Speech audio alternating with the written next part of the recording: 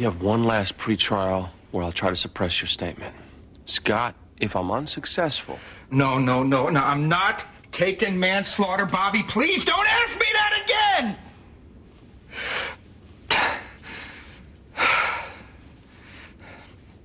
I'm sorry, man. It's just getting to me. Okay. You understand the risks? I do. So what? We go in the morning? We argue the motion. Trial starts after lunch. Eugene will be with me. Okay. You know, I keep having this the dream where everybody wakes up and comes to their senses. I mean, Karen's even in it. She's not dead. We have a solid shot if we can shut down this videotape.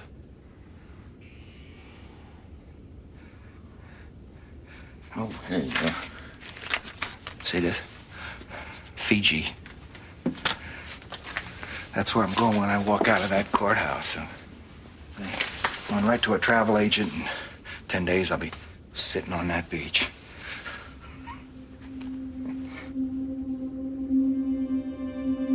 Look at me, Scott. If that videotape is admitted, I believe you will be convicted. Probably of second-degree murder. Now that carries a life sentence. You will not be going to Fiji.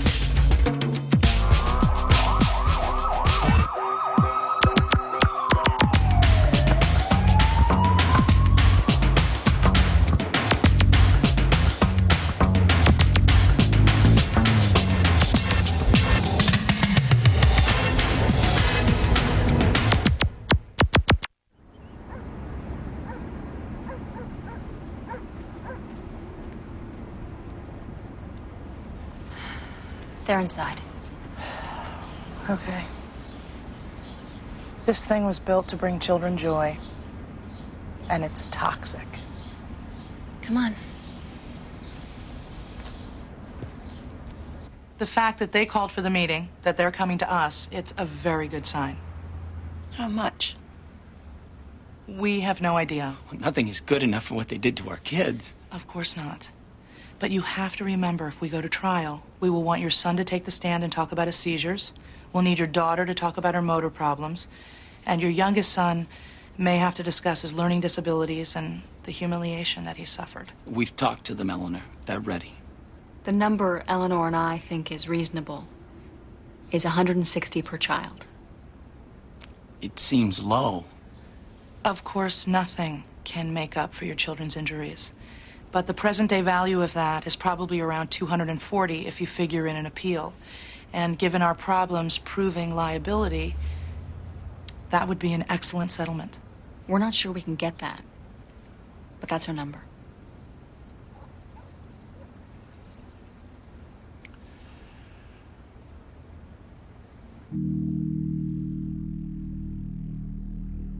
What, you think I killed her? What, are you crazy? I don't think you intended to kill her. I really don't. So what are you saying? Mr. Wallace, things will go much better for you if you cooperate. We think you had an argument. You hit her. Maybe by accident. She was unconscious. You were afraid of how it might look. You put her in the car to make it look like a suicide. It's what happened, isn't it?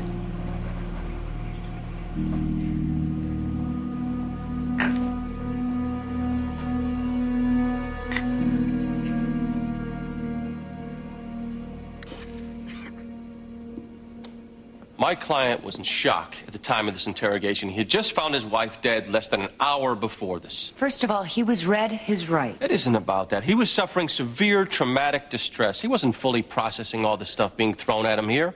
And that tape makes it look like he was acquiescing to something when he wasn't. He was just under shock. You can certainly argue that, counsel. Your Honor, if the jury sees that tape, the prejudice alone... He certainly had the presence of mind to give us a nice, coherent, exculpatory version of the events. He gave you the truth. All right.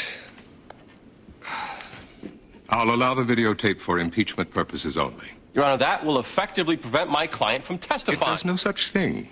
It only means if he testifies, he does so with some risk... I object to this. Your objection is noted. The ruling is final.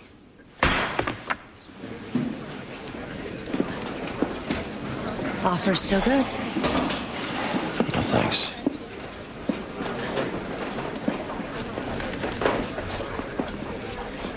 If you take the stand, the tape comes in.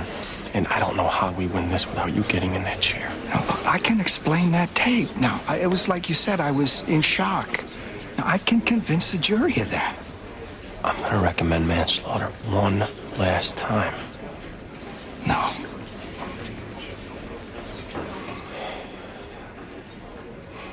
I have one other idea. A polygraph? I'm willing to box him. If we both stipulate to the admissibility, the judge will allow us to introduce the results. Bobby, do I have the word dope stamped on my forehead, or is it just that you know me? Obviously, if you've come to us asking that we give your client a lie detector, you've already given him one, and he passed. We've given him 5 with 4 different technicians, and he's passed every one. He took it 5 times? And passed every one. Suppose he fails ours. You willing to stipulate to admissibility? Right now. This man is innocent.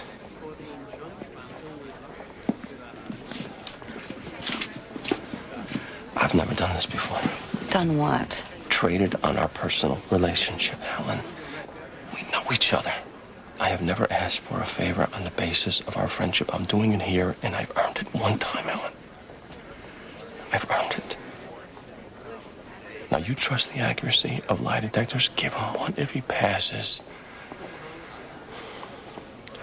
kick it.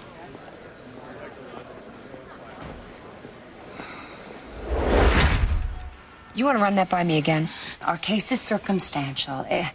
Evidently, he has passed a polygraph over and over. His lawyer is willing to box him with our own polygraph. Helen, the trial starts in 2 hours. I realize that, Kate. And you want to what? Put out a release saying, oops? If this man did not commit the crime, I'm not going to secure a conviction simply to avoid a public relations nightmare. Look, I saw that interrogation. Maybe he was disoriented like he says. You've got motive. There's forensics. The whack on the head. They were heard fighting. Nobody described the woman as remotely suicidal. The man did it. I don't care if he passed 50 polygraphs. I'm not so sure. Well, let me make it easy for you. You're prosecuting this case.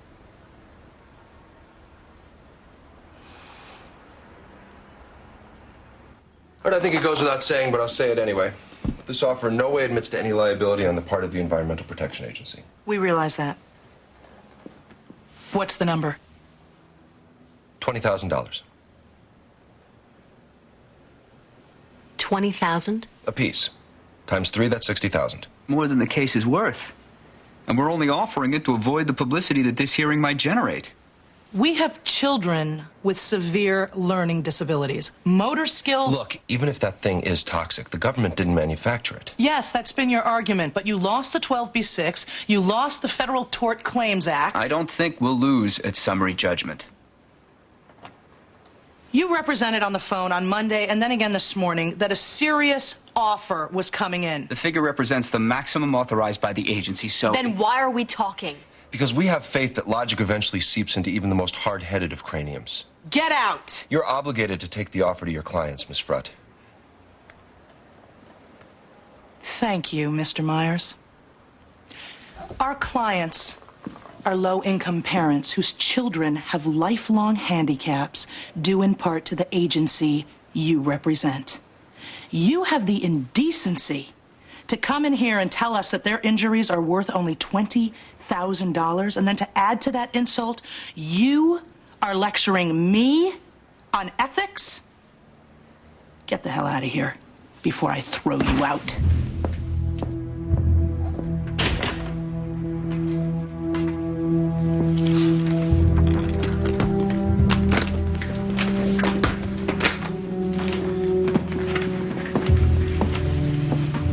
You're tilting at the wrong windmill this time. You haven't seen us tilt yet.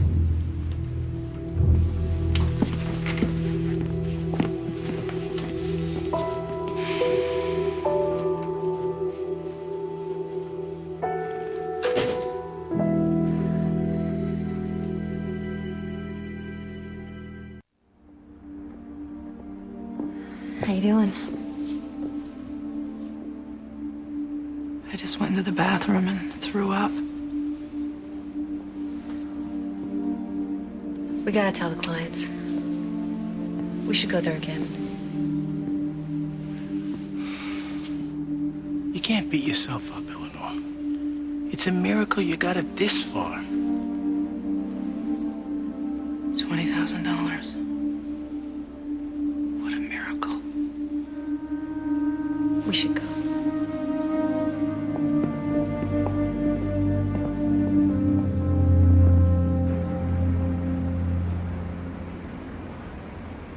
When I arrived, the defendant was sitting right out on the driveway.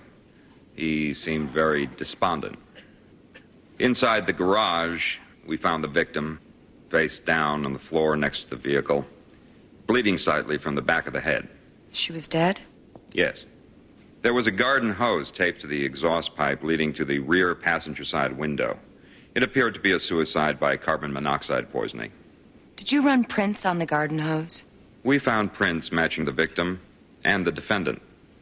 You said Mr. Wallace seemed despondent. Could he have possibly been in shock? Possibly. Did my client tell you that he pulled the hose out of the car? Yes, he did. And that he pulled his wife from the vehicle? He said that, yes. I was walking my dog at 9:30, and I heard him screaming at his wife from inside the house. Are you sure you heard Scott Wallace? I'm 100% sure. He's my neighbor. I know what his voice sounds like.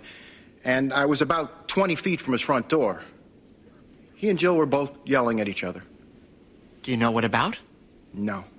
But I found out later she was planning to leave him. Objection. Sustained. You're sure this was around 9:30? Positive. That's when I walk my dog. Every night. One last thing. You said you could recognize the defendant's voice. You could recognize his screaming voice? Yes. You heard him scream before? Many times. He and his wife had a lot of nasty screaming fights. Once we even called the police. You called the police that night? No. You hear any signs of violence? No. In fact, you heard nothing that caused you any sense of alarm? Well, You didn't feel the need to intervene? No. There were shed skin cells on the victim's head, neck. DNA analysis revealed an exact genetic match. With who? The defendant. We also analyzed a skin fragment found under the defendant's fingernail. Were you able to identify it? It was a genetic match to the victim. If my client were trying to resuscitate the victim, it's possible that shed skin cells could get on the victim's head and neck. Right, Doctor? That's possible, yes. And while trying to save her, it's possible that a piece of her skin could get under his fingernail, right? That might be less likely. I'm asking you, is it possible? Of course. And all this DNA evidence we're talking about, it could have come as a direct result of my client's efforts to save his wife. Isn't that right, Doctor? That's not what I think happened. But it's possible. Yes, it is. Thank you.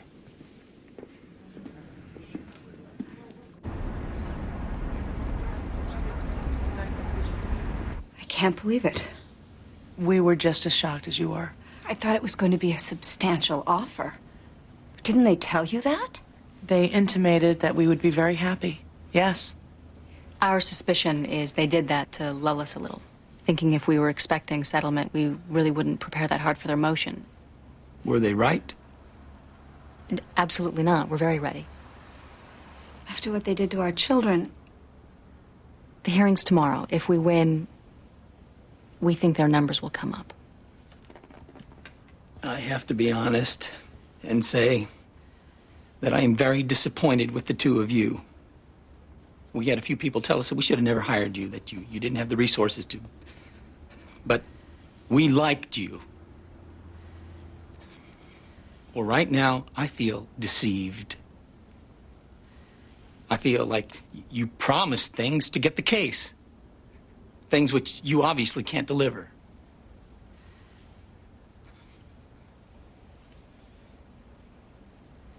Can I respond to that? When we took this case, we thought we would be suing the manufacturer of that play gym. That was a much stronger case. Then when we discovered both that company and the chemical company no longer existed, your case was basically over until Eleanor came up with the idea to sue the EPA. She beat them in the motion to dismiss. She got through the administration level, earning the right to keep going. I'm sure there are other firms out there that could have gotten it this far, but the reality is they wouldn't have tried. Most lawyers would have dropped this case as soon as they found the manufacturer to be non-existent. But Eleanor, and me with her, kept going out of commitment to you. Maybe we failed. But I take exception to the suggestion that it was a mistake to hire us. We're just disappointed. That's all. We all are. Let's just do our best at summary judgment, and hopefully we'll survive to get this to a jury.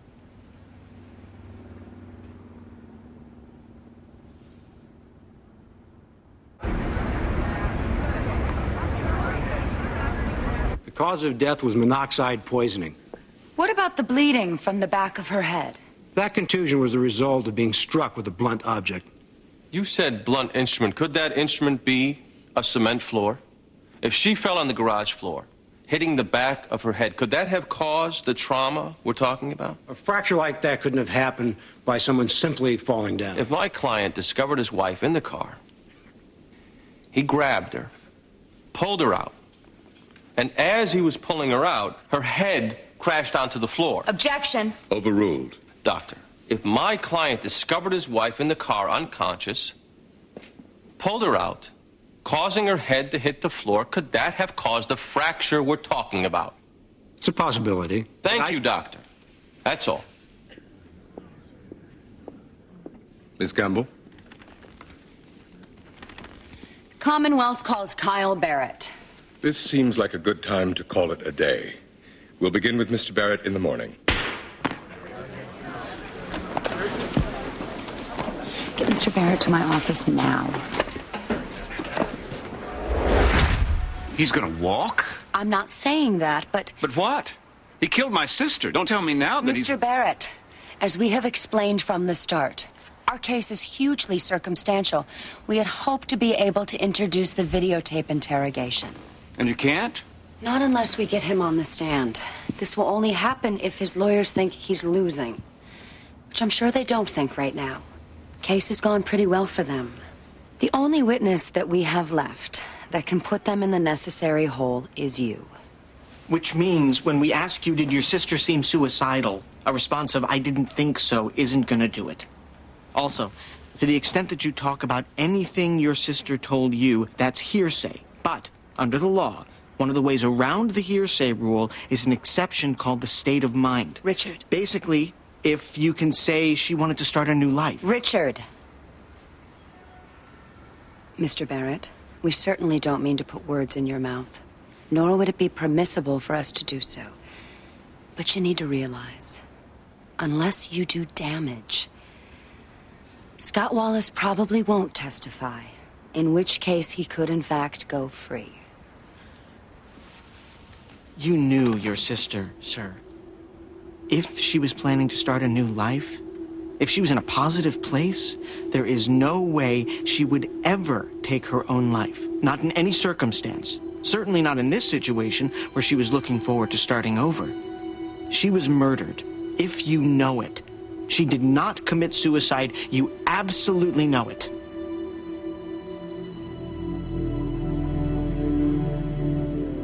I got it. We'll see you in there.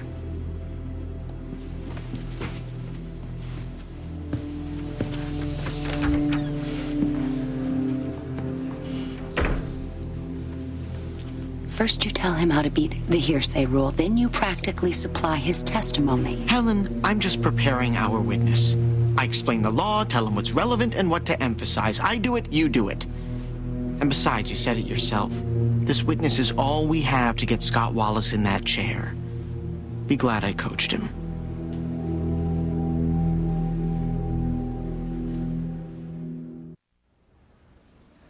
I have to testify. I've explained this, Scott. If you get up there, they can put in the video. But if I don't tell my side... We've backdoored your story. The jury knows your version of the now, event. Listen to me. Now, I know I have the right not to testify, but I also know that juries draw inferences sometimes about defendants who don't. Now, I'm a credible witness. I can explain that videotape, and the jury can see me as a person. It's a bad idea. Trust me.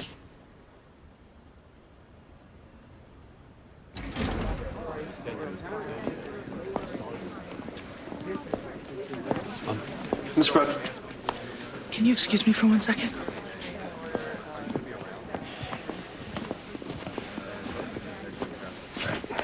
$32,500. Rejected. Aren't you going to make that? We don't need to present that to our clients. And if your intent with that insulting lowball is to inflame me before we go in to argue, it's not going to work. You seem a model of restraint. You know something, Mr. Myers? I have a thing about smug. I don't like smug. I know how you people work. You hustle in clients. All right, John. No, Mitchell. The courts are clogged by bottom feeders like you who sue without bothering to even consult the law. We consulted the law, trust me. Don't think for a second that after we're through here, we won't go after you for abusive process. Let's not let our tempers prevail here. Come on.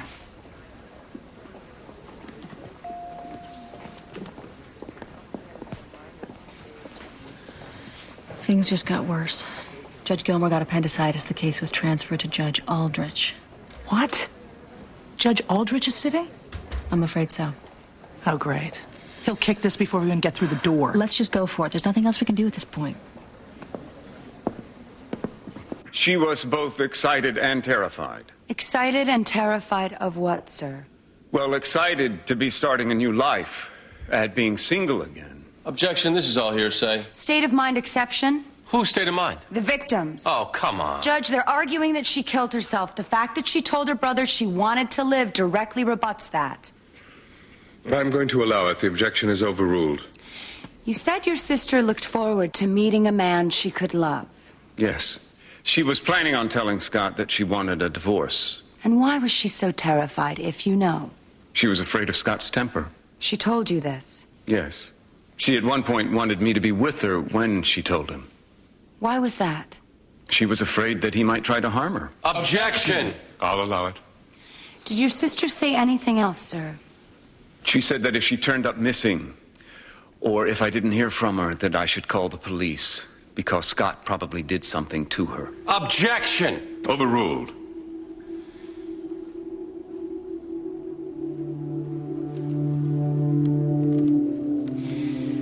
Mr. Barrett, you've heard speculation that maybe your sister took her life. That's ridiculous. Why, sir? My sister and I talked every day. We were extremely close. She hid nothing from me. If she was in so much as a bad mood, I would see it. She was not depressed. She was not despondent. She had no mental deficiencies. And the idea that she took her own life is absolutely preposterous. I have nothing further.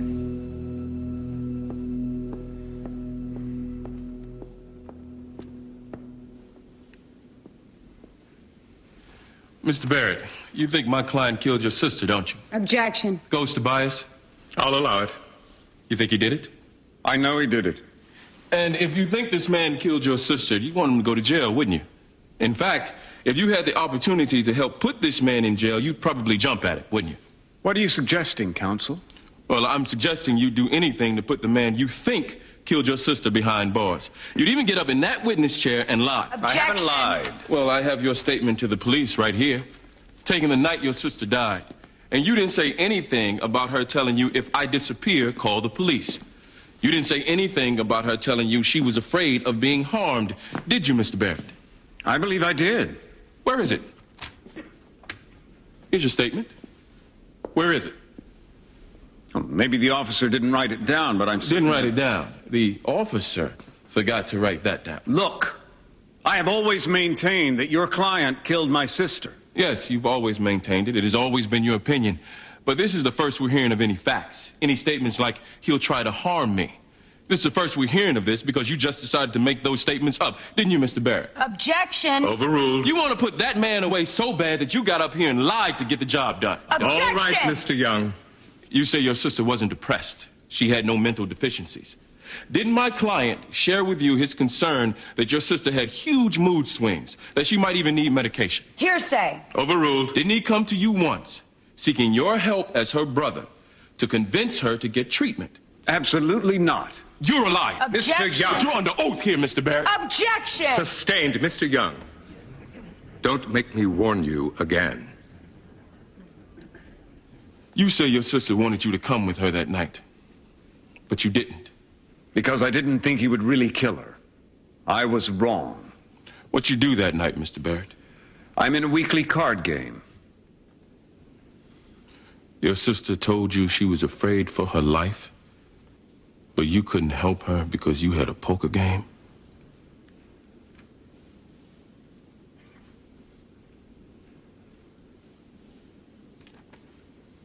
I think I got it.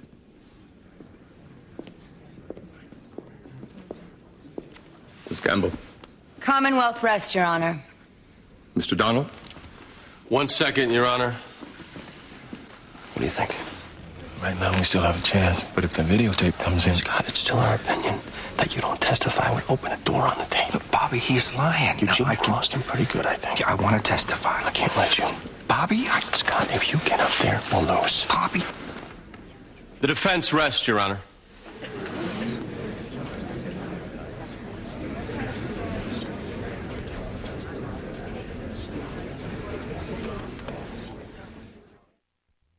What's happening here is obvious. The manufacturer of the playground equipment that caused these alleged injuries to the children has gone out of business, leaving the parents with nobody to sue. So, they file a claim against the EPA. The plaintiffs have cited no persuasive case law, state or federal, that would allow for a United States agency to be sued for the conduct of a private business.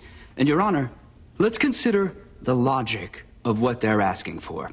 Since these injuries were caused by environmental factors, they're suing the Environmental Protection Agency.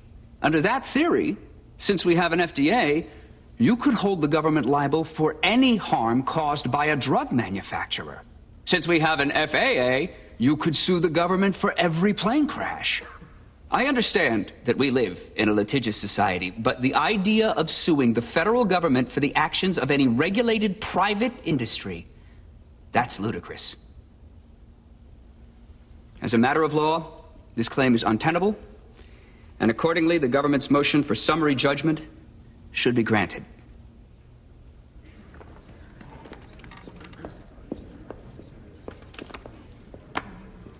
We are not suggesting that the government be held liable for air disasters simply because there's an FAA.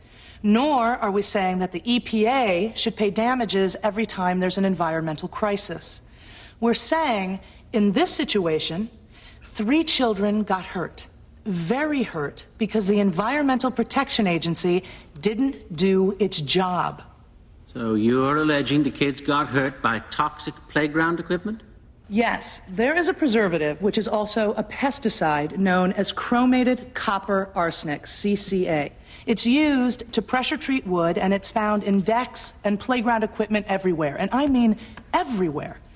With age, this pesticide leaches into the dirt, which is what happened in my client's yard where their children played every day.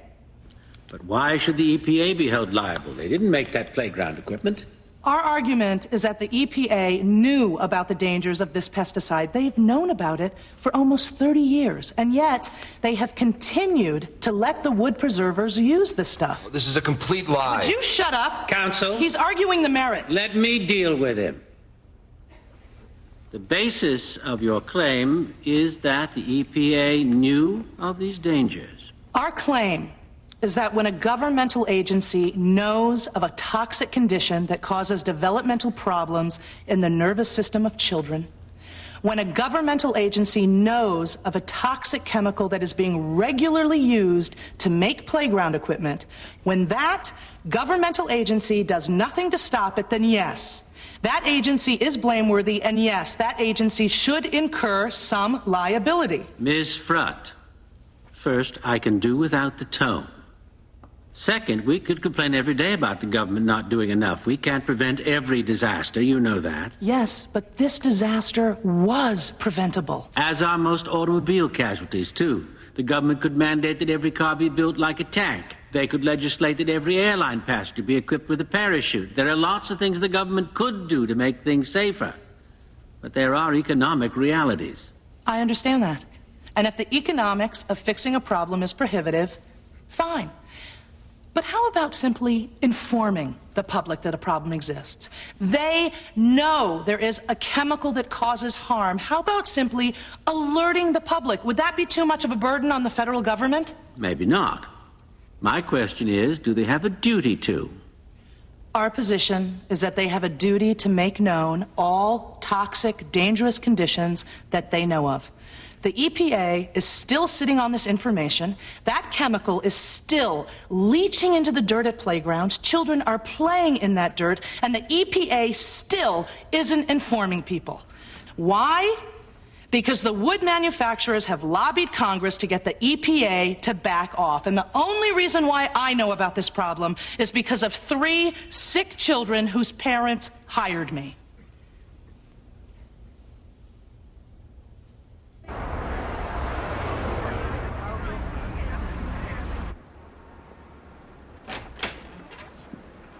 Closing? Yeah.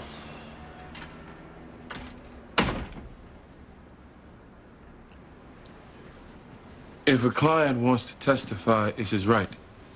He's not seeing straight. The guy is talking about Fiji. He's competent. He wanted to testify, and he prevented it. And what would the result be of that videotape? He's competent. His decision was to testify. And you sat silent.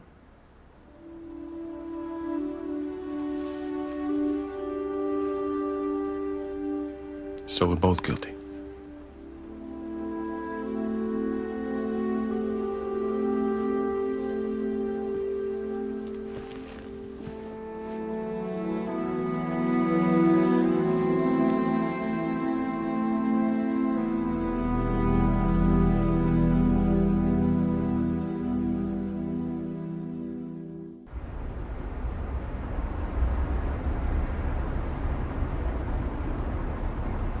He lied, Richard. We don't know that. Of course we do. Helen. Oh, come on. The stuff about his sister being afraid or call the police. We don't know that it's untrue. I know what you said to him, how you coached him to be... Hey, Helen. The man committed perjury, Richard. We both know it. That testimony could convict. Even if he did perjure himself, all we have is suspicion. Yes, we're both technically covered. That doesn't solve it. We could have an innocent man here who could end up serving a life sentence based on lies which we put into evidence. First of all, he's not innocent. I think he is. Your opinion isn't relevant. Second, there's nothing we can do about it now. The witness said what he said. For all we know, it could be true. So we just do our job and argue the case, period. Oh, and I suppose you'll never be able to live with yourself now. Actually, I was thinking how I'd never be able to live with you. If you can't bring yourself to close, just say the word. The word here is the most damaging prosecution witness just concocted a bunch of big, fat lies. Now look, I can't prove it, but I know it, and so do you.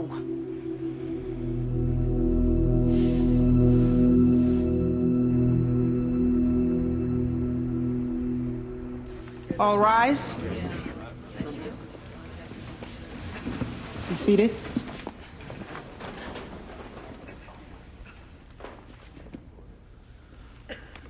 It seems strained that the government, by creating an agency to watchdog private industries, could thereby become liable for the conduct of those industries. I am further troubled by the reality that it's the taxpayers who pay these judgments, should there be any. True, the Environmental Protection Agency is mandated to regulate pesticides. But to say that the EPA knew of a leaching problem and failed either to correct it or to warn about it makes them negligent to the point where they should assume responsibility is a hard leap for me to make as a juror. But it is, in fact, a question a jury should be deciding, not a judge. Defense motion for summary judgment is denied. Trial date is set for next Tuesday. Adjourned.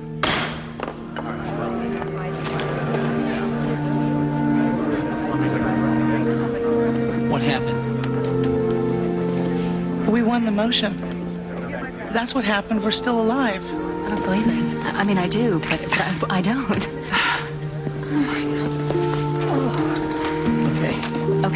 Okay, we've got a lot of work to do on our damage claim, and the trial is set for next week, so we've got to get together tonight. 7 o'clock in our office. Miss Rutt, can we talk? No. You have anything else to say? You say it to a jury. Mr. Jameson, nobody wants a long trial here. After 8 months? That's what you say to me? Go to hell. Take your friend.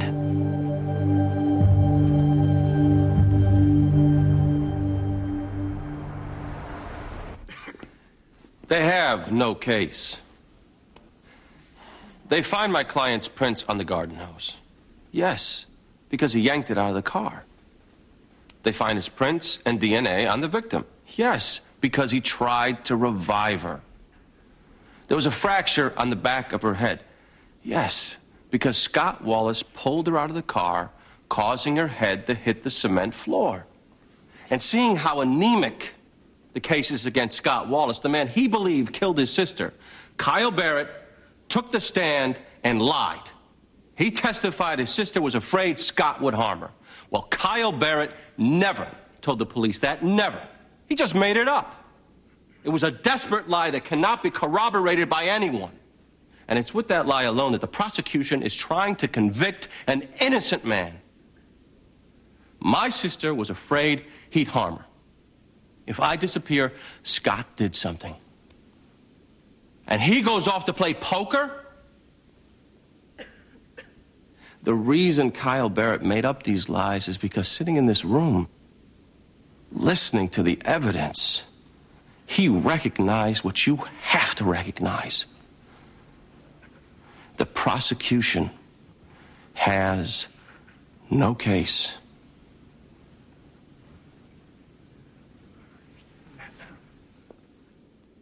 A woman announces to her husband that she's going to leave him. They're heard in a screaming argument, and she suddenly turns up dead. We're supposed to think suicide? Is there anybody who knew her to describe her as suicidal, or even depressed for that matter? Does it make sense? As she decides to move forward with life, she then decides to end it? As for the brother's testimony being a lie, where's the evidence of that?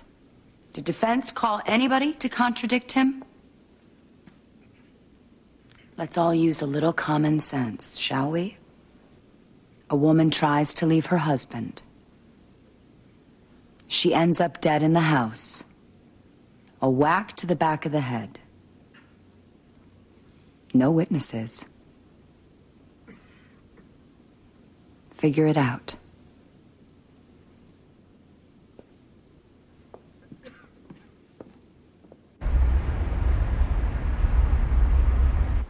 Every day, they need to be there. Yes. Our case is your children, and we want the jury to see their faces every single day, even during the doctor's testimony. They can do it. We certainly prepared them.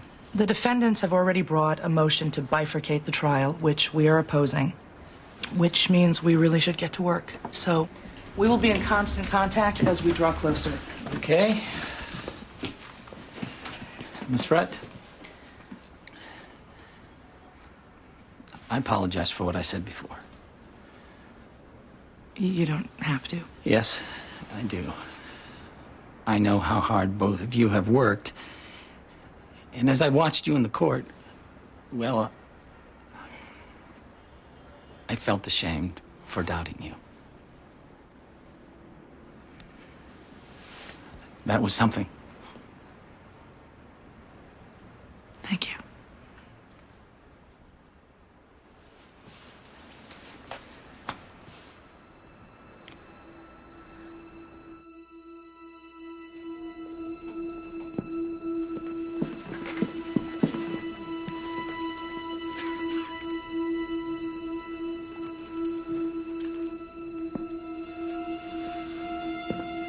Will the defendant please rise?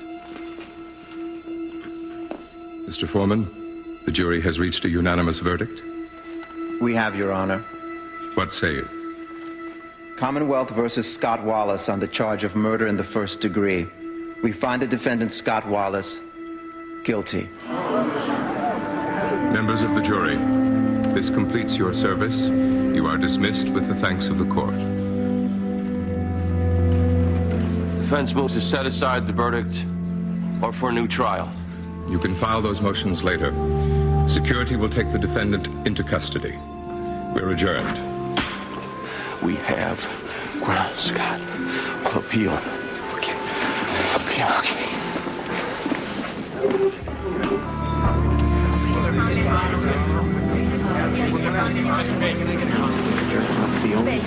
Would you have a comment?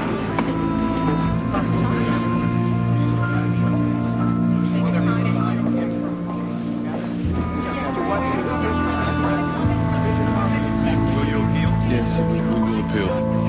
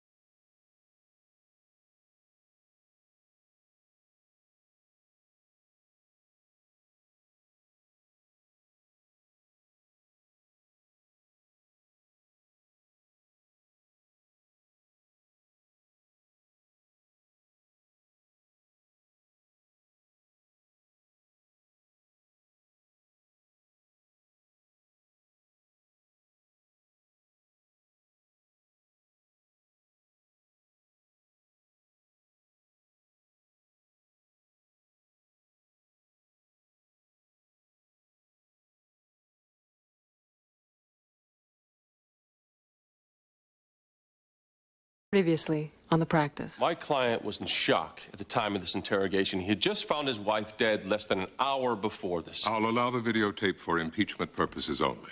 He killed my sister. Don't tell me now that he's going to walk. Mr. Barrett, we had hoped to be able to introduce the videotape interrogation. And you can't? Not unless we get him on the stand. This will only happen if his lawyers think he's losing. Which means when we ask you, did your sister seem suicidal? A response of, I didn't think so, isn't gonna do it. She was murdered, if you know it.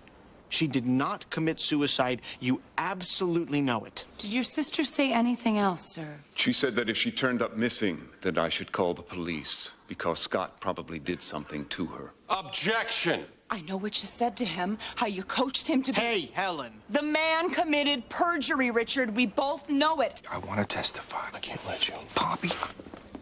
The defense rests, Your Honor. We find the defendant, Scott Wallace, guilty. This thing was built to bring children joy, and it's toxic. The number Eleanor and I think is reasonable is 160 per child. Nothing is good enough for what they did to our kids. $20,000 $20,000? apiece. And we're only offering it to avoid the publicity that this hearing might generate. We have children with severe learning disabilities. Even if that thing is toxic, the government didn't manufacture it. I don't think we'll lose at summary judgment. To say that the EPA knew of a leaching problem and failed either to correct it or to warn about it makes them negligent is in fact a question a jury should be deciding, not a judge.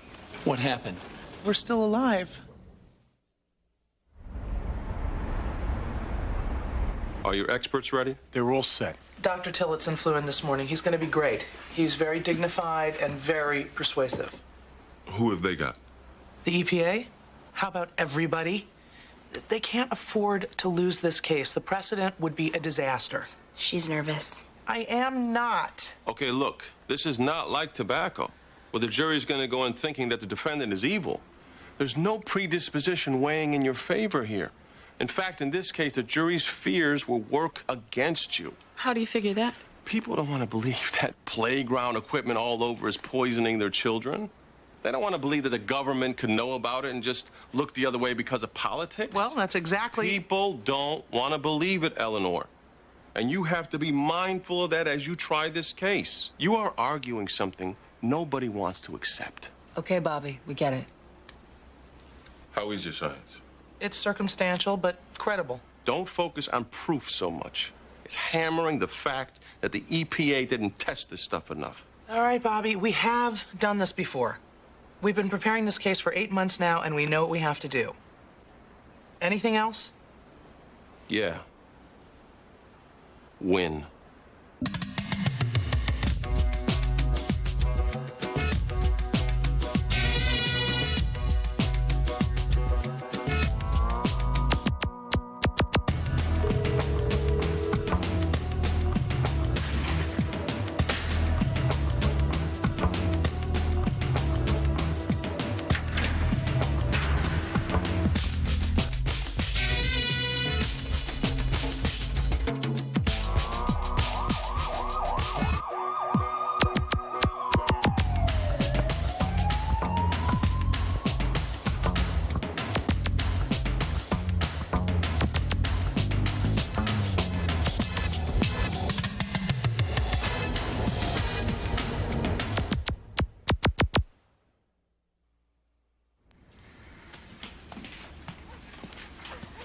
You ready? Yeah, as ready as I'm gonna get. Aren't you going in today? Yeah, just moving slow. You okay, Helen? Yeah. Don't I look fabulous? It's just you've been acting a little blue for about a week now. Really? Must be a midlife thing. Promised myself if I wasn't rich and famous by 30, I'd at least be sleeping with someone who was.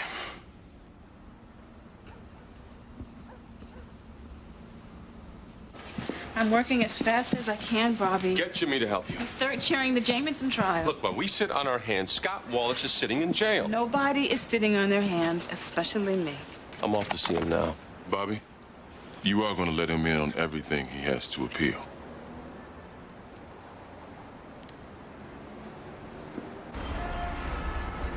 The injuries are neurological, most likely caused by a toxin. Did you form an opinion, doctor, as to what caused these neurological injuries? We couldn't make any findings to a medical certainty, but it's my belief that these children were exposed to arsenic poisoning, and it was determined the likely culprit was a play gym in the backyard. Okay, and can you tell us why you fault the play gym? The wood was treated with chromated copper arsenicals, commonly known as CCA. It's a fungicide. It's an insecticide. It's also a carcinogen. Over time, it can break down. The kids touch it. They put their hands in their mouths and they ingest it. The neuropathy these children suffered is consistent with the injuries typically caused by exposure to CCA. You can't prove that this play equipment caused these problems, can you, doctor? Can I prove it? No. In fact, doctor, you can't even prove to a medical certainty that exposure to CCA even causes neurological damage of any kind, can you? There is certainly enough anecdotal evidence to strongly suggest that it does. Can you prove it, doctor? One of the reasons it hasn't been scientifically proven is that we haven't done enough testing. You cannot prove it. Can you, doctor? No.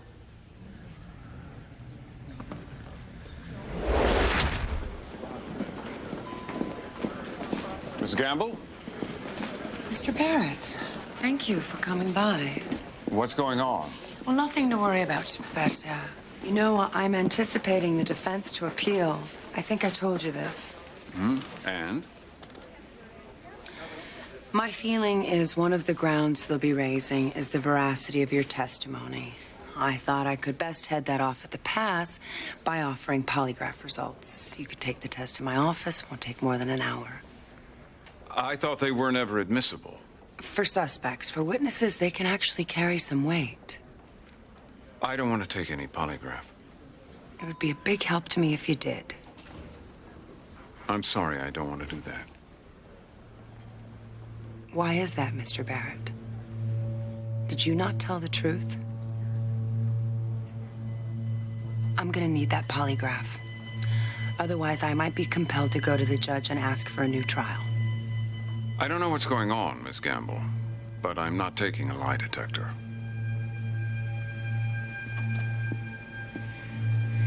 You could be facing perjury, Mr. Barrett. I think you should have your lawyer pay me a visit. Today.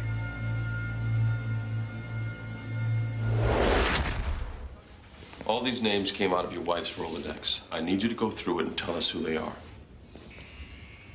What are you looking for? The desperation of it will probably depress you. Well, tell me. Well, is there any possibility that it wasn't suicide? That somebody else killed her? What? I know it's out there, but, well, she was leaving you. Suppose she was seeing somebody else. Suppose after you two fought, she called him and he came over to get her. And killed her? I haven't exactly thought it through. I'm just groping for something. No, you're right. This depresses me. Just go through the list. I want to know who everybody is. What about the appeal? We're putting it together.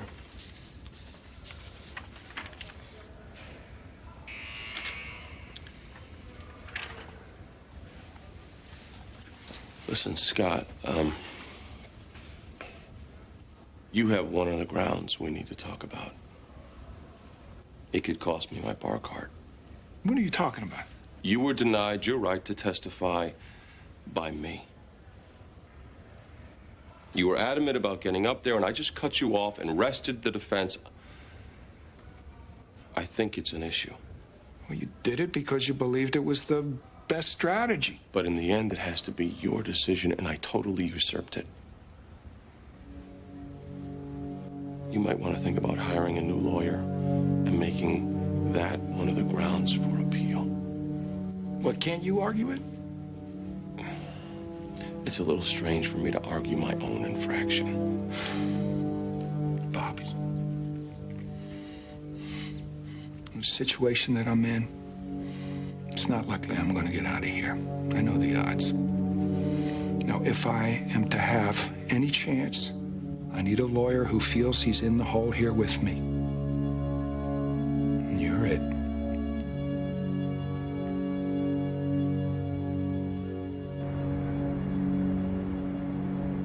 Now, doctor, can you get the arsenic on your skin by touching the playground equipment? When the coating breaks down, absolutely. It can even be inhaled, especially when the wood is wet. Have any studies ever proved this? Yes. And the EPA evaluated studies in 1978 and further studies in 1981 and 1987. All right, doctor. Is this wood a real risk in your medical opinion? Everybody defines risk for themselves. But let me put it this way. These things are cancer death traps, and they're in backyards all over the country. Those EPA tests about inhaling and ingesting the arsenic off wood, those studies were on unsealed wood, weren't they, Doctor? I believe so. Well, the wood on this playground equipment was coated. In time, the coating breaks down, and seepage from arsenic increases. What about the wood we use to build our houses? That's all treated with a termite pesticide, isn't it? Yes. Carcinogen?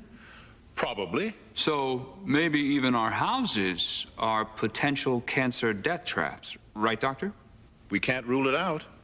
The house you live in, what's it made of? Wood.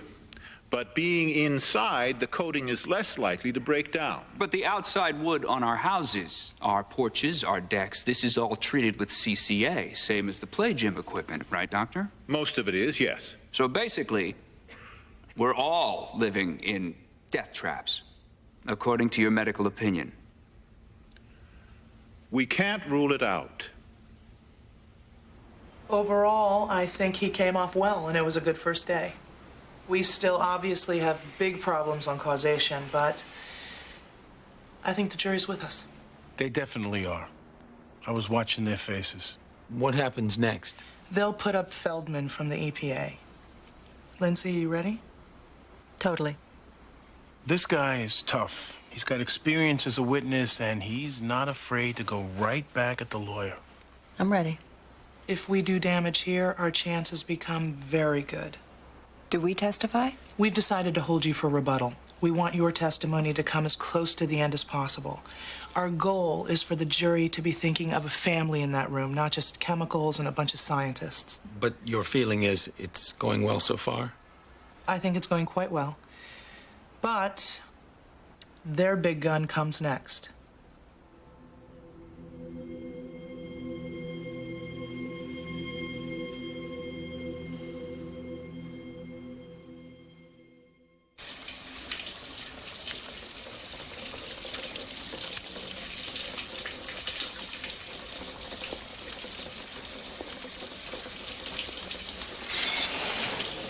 You okay? Yeah. Yeah. Just thinking. You're crossing the doctor? I've got to get him, Bobby. If I don't get him... You will. You will.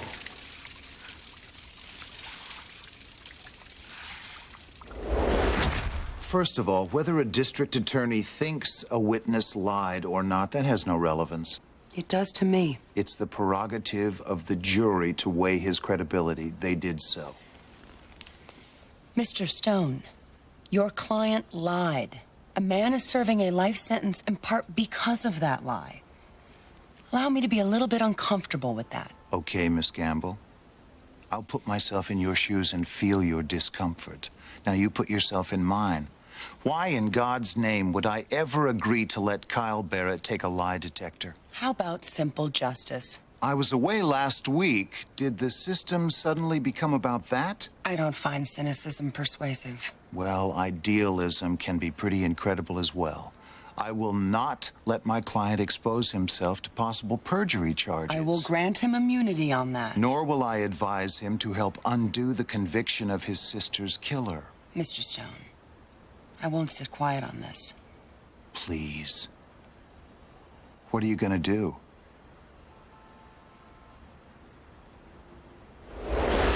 The Environmental Protection Agency did extensive testing on CCA throughout the 80s. We continue to test it, and we have consistently found that it does not pose an unreasonable risk to either children or adults. But with the possibility of a risk, shouldn't the EPA do something? We have. The EPA developed a warning program which requires retailers to issue advisories that CCA poses potential hazards. Their contention that we have done nothing here is false. Well, I think their main contention is you haven't done enough. We have federal insecticide laws to deal with. Under the law, we have to weigh the potential adverse effects of a chemical against the economic and social benefits and costs. With CCA, wood lasts up to 5 times longer. Now, this represents a huge benefit to schools who could never afford playgrounds otherwise, to poor communities who could never build them without the preservative. But with the chance they cause cancer, do we want schools building them? Well, if it really caused cancer, of course not. But to date, there is no conclusive evidence that exposure to CCA causes cancer or any neurological side effects. There just isn't. Are there any conclusive studies to show that it's safe? No. Nor are there with most food preservatives. Should the FDA ban potato chips? Potato chips don't contain a pesticide. The pesticide is coated. It is sealed, Counsel. What if the seal doesn't work? You're aware of Dr. Stillwell's study showing the arsenic is leaching from this playground equipment into the soil? That's one study. The EPA has asked to see the data supporting it. Until we review it, we can't attach any scientific credibility. The state of California does. They ban these wooden play gyms from schools unless they're recoated every other year out of fear that the children could be poisoned. Many scientists feel that that was an overreaction. In 1997, a group of physicians and scientists informed the EPA that wood preservatives constituted a health threat to this country and... Yes, and conservationists lobby us on behalf of the rainforest. But without these preservatives, more trees would be cut down. So kill a child, save a tree? Objection. Sustained. You talked about the EPA requiring advisories warning that CCA poses a potential health risk. Yes. Actually, that was a voluntary program, wasn't it, Dr. Feldman? If the wood industry didn't want to issue the advisories, they didn't have to, and most of them still don't, right, Doctor? This wasn't a situation where a mandate was warranted. The truth is, you were all set to issue a mandate here when the wood manufacturers suddenly lobbied Congress to get you to back off. I don't know anything about that. And isn't it true the EPA also backed off, requiring further studies, when the chemical industry gave $4 million in campaign contributions to congressmen to lean on you? The EPA has never been bought, Counsel, I assure you. I show you the EPA's 1981 position paper regarding inorganic arsenicals, and I ask you to read the highlighted paragraph. All this basically says is, we don't know. You don't know. That same paper cites a 1973 study which associates arsenic-tainted milk with severe retardation, lower IQs, and abnormal EEG findings. That was a study of Japanese babies. You don't count Japan?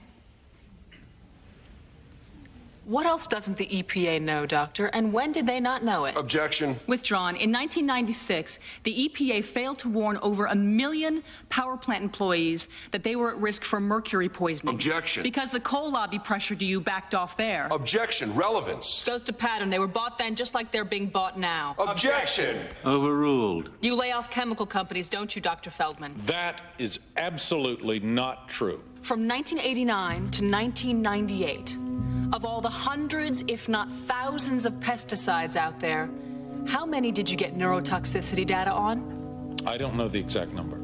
I do. It's 9. Of the hundreds, if not thousands, of industrial chemicals, how many did you ask for and get the neurotoxicity data on? Again, I don't know the number. It's 3. You guys are quite the watchdogs. Objection. Withdrawn. Nothing further.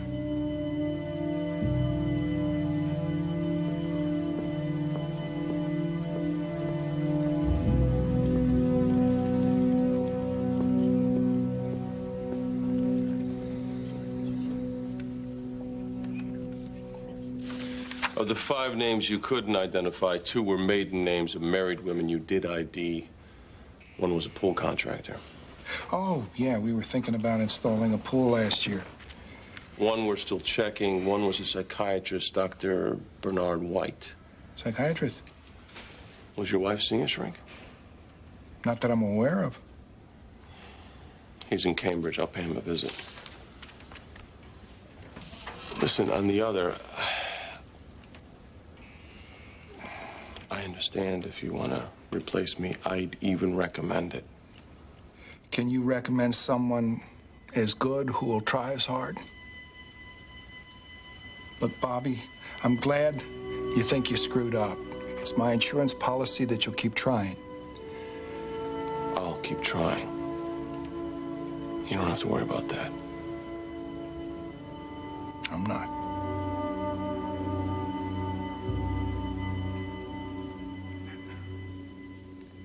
They told us it really wasn't that uncommon for a boy to have seizures. Did they test him for epilepsy? Oh, they tested him for everything. They finally settled on a toxin getting to the brain. And what did you do? There was nothing we could do. We got him on medication, which controlled the seizures. We thought, you know, that was that. Then, Sarah started falling down. What do you mean she started falling down? She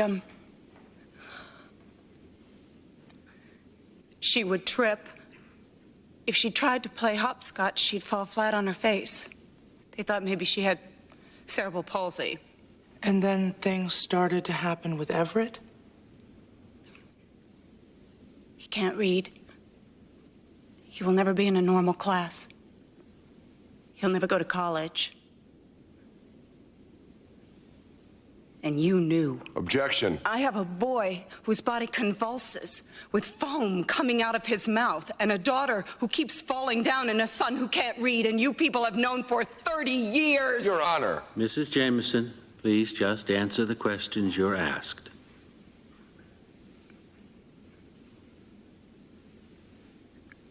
What was the question?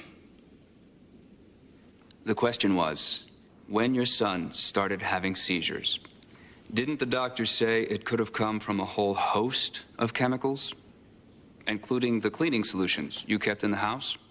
And then I got rid of all that stuff. Do you live near high-power lines? Yes. And did the doctors inquire about them? Yes, they ruled them out as a cause. Did you and your husband undergo any genetic testing? No. I see. Where is the play equipment today? It's still in our backyard. You think this equipment is harming your children and it's still there? We don't let them play on it. Well, why not get rid of it altogether? Our lawyers told us not to, not until we Objection. I need to advise my client that that is privileged. She does not need to answer that. It's also work product. You kept it as evidence for your lawsuit? Objection. Sustained. Just one last question, Mrs. Jameson. Did any doctor who treated your children conclude that their problems came from the CCA and the play equipment? Did any of them conclude that? No. Thank you, Mrs. Jameson.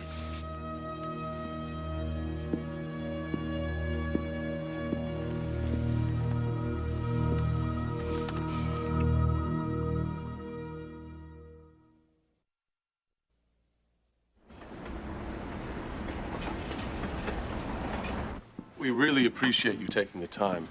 Sure. But as I told you on the phone, I'm not comfortable revealing information about my patients. I understand. You did treat Mrs. Wallace, then? I know the identity of my patients aren't protected by privilege, Mr. Donald. Nevertheless, I am reluctant to reveal them. But as you said yourself, that isn't privileged, and even if it were, it wouldn't survive the death of the patient. Mr. Donald, I know what the law is. I know you can subpoena my records. Hence, I agreed to this meeting. Could you tell us what you were treating her for? Anxiety, sleeplessness, and depression. Did you say depression? Yes. You know that we argued that she killed herself. Yes, I read the papers. Why didn't you come forward? The prosecution was claiming she wasn't suicidal. You had information that she was depressed. Mr. Donald, 80% of my patients are depressed. They don't typically take their own lives. But sometimes they do. How could you sit on this? I sat on this because I don't believe that Karen was suicidal. Secondly, If psychiatrists start speaking posthumously on their patients, that could have a chilling effect on treatment. Most people want their records sealed before their death and after. We had a man charged with murder here. The jury convicted him because they didn't believe the idea she was depressed. Don't yell at me. I will yell at you! Bobby. What the hell were you thinking? All right. I was thinking she was probably murdered. Well, you were wrong! Bobby.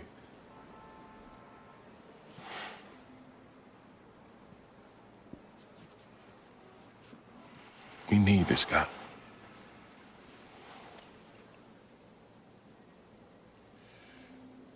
Can we get those records? Please.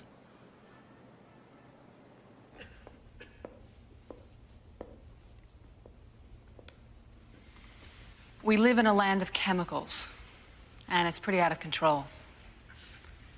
There's an epidemic of autism in California. It's up over 200% in the last 13 years. In New York, learning disabilities are up 55%. The likely culprit? Chemicals. And we can't expect the private industries to monitor themselves. The market is just too competitive, just like in everything else. If the wood manufacturers can make these play gyms and deck porches better, more profitable, they will. And they won't worry about the toxic side effects. And that's why we need the EPA. Just like as the airlines become more competitive and cut back on their mechanics to increase profits, we need the FAA to step in and protect us. So too do we need the EPA to fulfill its duty to the public. And the fact is, they're not. They've known for decades it could be dangerous. And they have done nothing. They are still doing nothing. Why? In part because of politics. Campaign contributions from chemical companies and wood manufacturers have resulted in successful lobbying to get the EPA to back off. And children, like the Jameson kids, are getting severely hurt. The EPA throws its hands up and says, hey, you can't prove it. We don't know for sure. We don't have the data. Tests are incomplete. Well, why aren't they ordering those tests? Why aren't they demanding data? They have restricted the use of CCA around farm animals, but not around children. Is it because the farming industry has a lobby, but children don't? What is going on? They've known for decades that there's arsenic in that wood. It gets out, it gets ingested, it gets inhaled, and they haven't done so much as to alert the public of the risk. And that's all it would have taken here. A simple warning. And the Jamesons never would have put that play gym in their backyard. You heard their star witness, Dr. Feldman. He said EPA decisions are made on a cost-benefit analysis.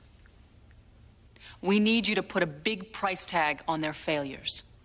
We need you to make it cost-efficient for them to protect our children. One thing is clear. If you don't, they won't.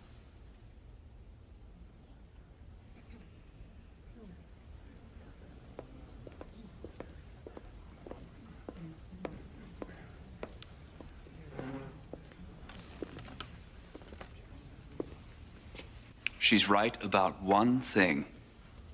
We do live in an age of chemicals. Want to kill the mosquito with the Nile virus? Chemicals.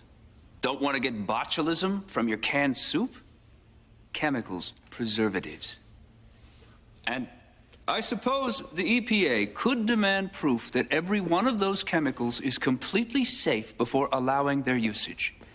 And people would die of contaminants and viruses and bacteria. Many, many more people. Almost every consumer product poses some unproven health risk. Should the EPA ban them all? They studied CCA in wood. The EPA appointed a special scientific advisory panel to look at this. Their recommendation back to the EPA was not to ban the substance. Now, The plaintiffs may not like those scientific findings. They may choose to disagree, but this notion that the EPA knew it was dangerous and chose to ignore the risks under the influence of paid-off congressmen, that's as slanderous as it is baseless. This is something they are studying. The EPA is a government agency doing its very best to keep up with this rapidly changing scientific landscape, and the decisions it makes, they have to be made on what is known, as opposed to what's not. And today, like yesterday, it has not been scientifically established that CCA causes the neurological defects the plaintiffs speak of. And even if it did, they have offered no medical evidence whatsoever that it did so in the case of the Jameson children. Their own doctor admitted she was speculating, she was guessing at what caused these injuries. As much as you may feel for these children, and you should feel, as should we all, we have to admit that their entire case is based on pure speculation and nothing more.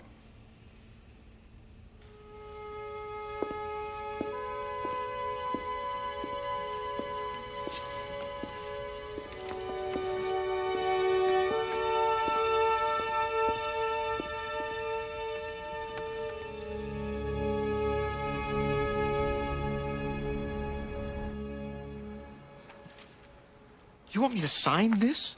It's what happened, Richard. An affidavit saying I coached a witness to lie? It doesn't say lie. That's the implication. Richard. What the hell's going on? We both know he lied. He made that stuff up about his sister being afraid. Helen, what are you trying to accomplish? He should get a new trial. I'm not signing this. Richard, we You're can't not just taking me down. You might have some professional death wish. I don't. And if you think that I'm going to let you go forward... I was in the room. I heard what you told him. I told him what his testimony needed to accomplish. I never said lie. But that is what he did. You don't know that. Maybe he lied, but neither of us know that. Maybe you can live with this conviction. I can't. Well, I'll fight you on this, Helen. I'll fight you all the way. You know, Richard, it's one thing to be competitive. It is another to try and rack up convictions out of ambition with no regard for a man's innocence. I don't believe he's innocent. And if you go forward saying, I coached a witness to lie, your career could be over. Our friendship definitely will be.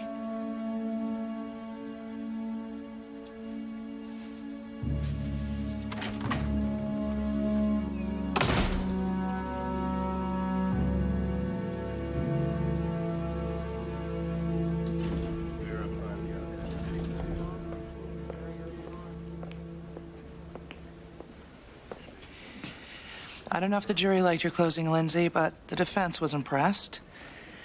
We have a new offer. What? $225,000 per child. That's $675, and they will write a check right now. That beats 20,000. It certainly does. Should we take it? Well, it's hard to turn that down. But I suspect they had jury consultants sitting in on the trial who had advised them to settle, so I don't know. $675. Could we get more? We could. We could also lose. I think we're gonna get more. Why? I just do. This isn't the time to get greedy. It's not about greed, Mr. Berluti. Like Lindsay said, we want them to fix the problem. Angela has intuition about these things. Let's go to verdict. Are you sure? Are you? It's going to be more.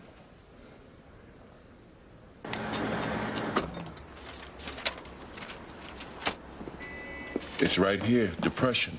He wanted to prescribe antidepressants. She didn't want to take them.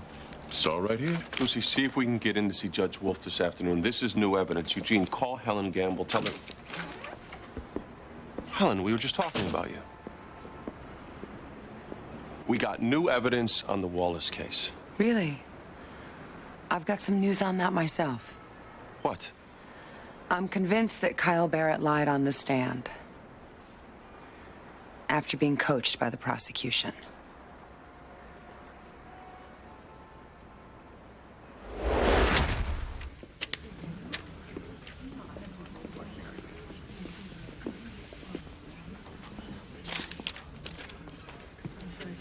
Is it a good sign them coming back so fast? No. Deliberations on damages would have been lengthy. If they find no liability, then damages will be moot. Can we still take their offer? I asked. They laughed. Madam Foreperson, the jury has rendered its verdict. We have, Your Honor. What say you?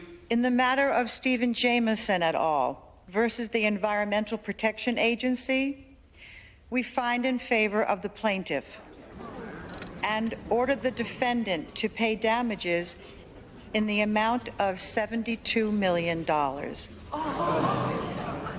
my God.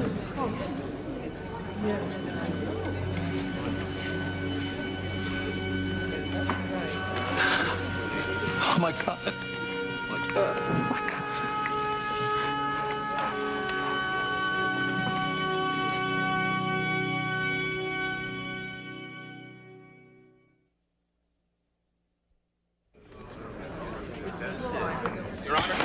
Your Honor. All right, settle down. This court is still in session.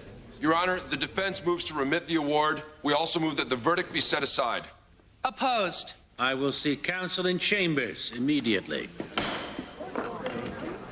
What's going on? They're looking to strike the award as excessive. Can they do that? Well, $72 million is a lot. But that's what the jury found.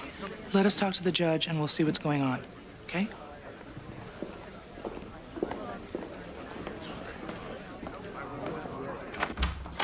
The number alone tells you the jury was off base. The fact that they deliberated for an hour. Maybe it has something to do with the merits. All right. I'm granting defense's motion to remit. The knockdown number is 135 per child. What? You chopped it from 72 million to 400,000? That's less than they offered. I don't care. Your case was pure speculation, counsel. This isn't a matter of law. You are substituting your judgment for theirs. Which I'm entitled to do when the verdict isn't supported by the facts. We have a right to a new trial. We do not have to eat your number. If you take a new trial, you'll be right back before me, Ms. Frutt. And any number over 135, I'll remit again. If you're lucky to win next time, there's no guarantee the jury will be as stupid as this one. And if you do win, I might remit the next knockdown to 75,000. I strongly suggest that you accept this proposal. This isn't right. This isn't right. Meet with your clients. Then notify my clerk of your acceptance.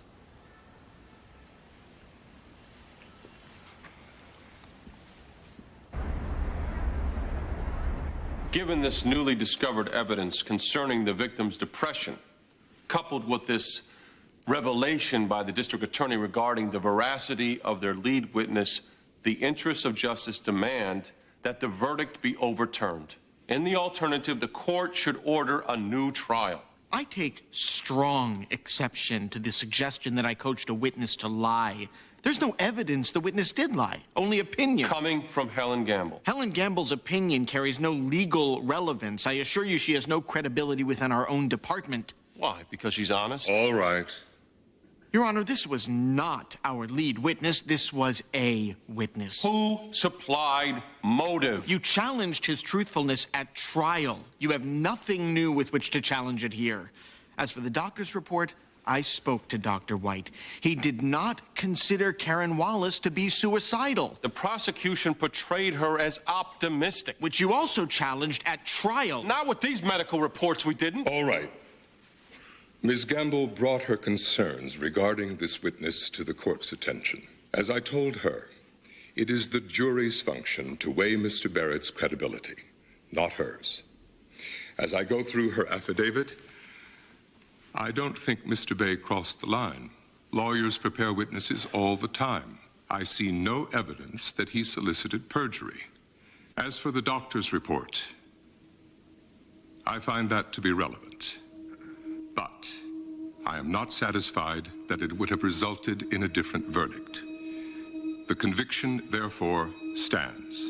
Defendant's motion for a new trial is denied, and we are adjourned.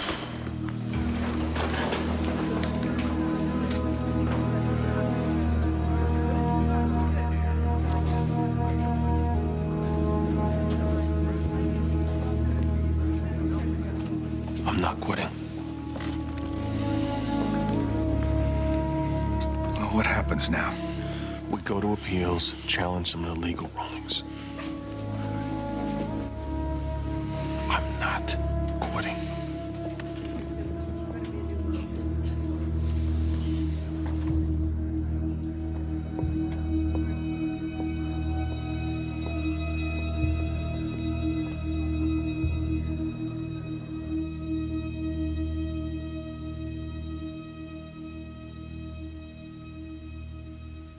I don't understand.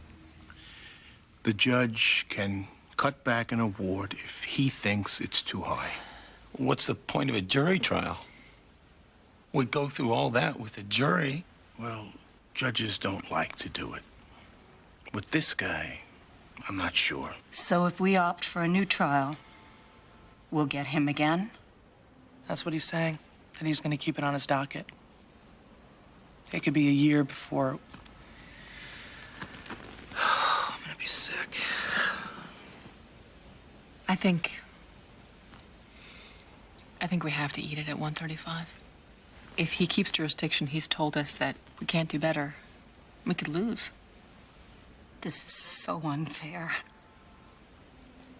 We should be able to get the money today.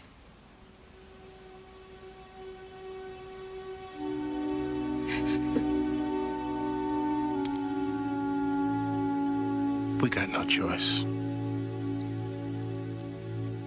This isn't fair.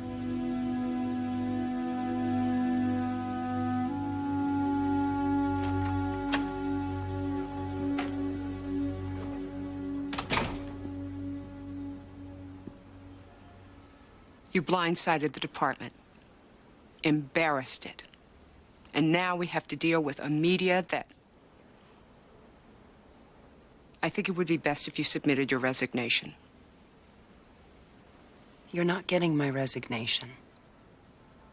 And if you fire me over this, then just watch the media come at you. Why are you doing this, Helen? We all say better to let a guilty man go free than put an innocent one in jail. An innocent man is serving a life sentence, Kate. If this were Texas, he might already be dead. When suddenly did you become the jury? The jury doesn't know he passed a polygraph. The jury doesn't know a witness was coached, that he lied. Jury doesn't know a lot of stuff, Kate. I do. You're right, Helen. I can't retaliate over this. So I'm going to just go back to my office and wait for your next mistake. Every day, I'll just wait. Thanks for dropping by, Kate.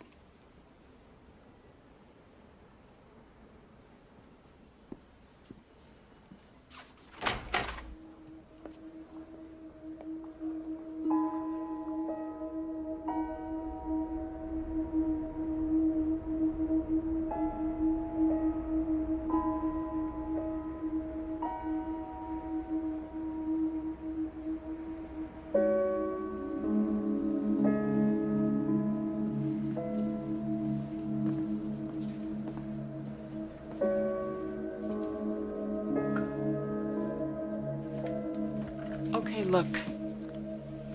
We had a bad day. We'll have them again.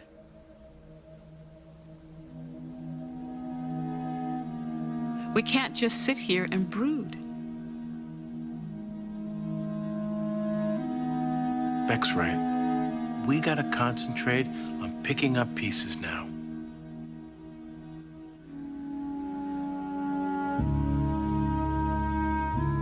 I'm gonna get him. That judge, I'm gonna get him.